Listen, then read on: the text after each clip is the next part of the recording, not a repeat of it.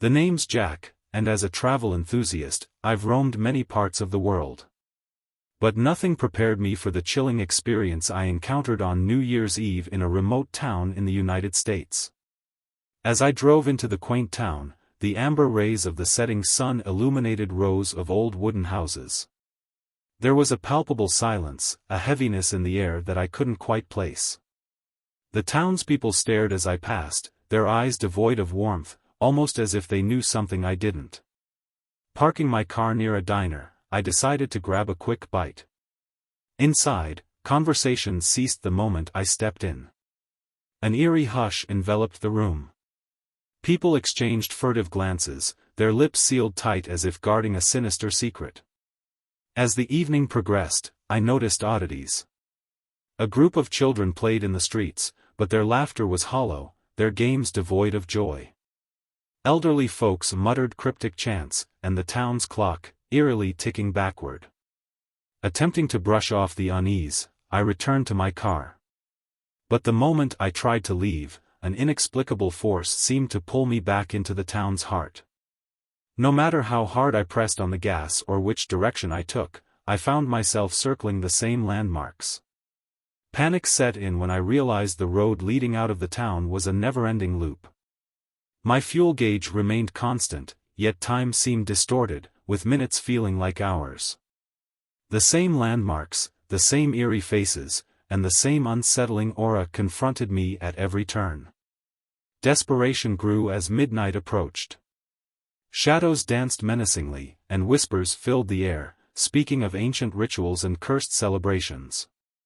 Every attempt to communicate with the townspeople was met with vacant stares and ominous silences, as if I were trapped in a nightmarish world of their making.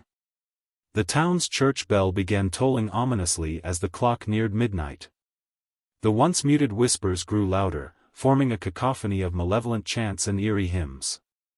The air grew colder, and a dense fog enveloped the streets, obscuring my vision and amplifying my terror. Summoning every ounce of courage, I made another attempt to escape. But the road, like a malevolent entity, continued to lead me in maddening circles. The townspeople's behavior grew increasingly erratic, their movements jerky and unnatural, their eyes glowing with an otherworldly light. As the final minutes ticked away, the town descended into chaos. Unearthly screams pierced the air, and the once docile animals turned feral, their eyes aglow with malevolence. I felt a presence, a dark entity watching, waiting for the stroke of midnight to unleash its wrath. And then, as suddenly as it began, the madness ceased. The clock struck midnight, and the town returned to an eerie calm. The fog lifted, the screams silenced, and the townspeople resumed their normal activities, oblivious to the terror they had inflicted. But I knew. I remembered every chilling moment, every malevolent gaze. My attempts to recount the horror were met with disbelief and derision. No one believed my tale, dismissing it as the delusions of a troubled mind. I left the town, but the trauma remained. Nightmares plagued my sleep, visions of that fateful night haunting my every waking moment. The once passionate traveler in me was replaced by a shell of a man, forever scarred by an unsolved New Year's Eve mystery. I tried to search on the internet to see if any traveler or tourist had gone through something similar to what happened to me in that town. However, the only thing I have found have been comments about wonderful experiences of these tourists in that town.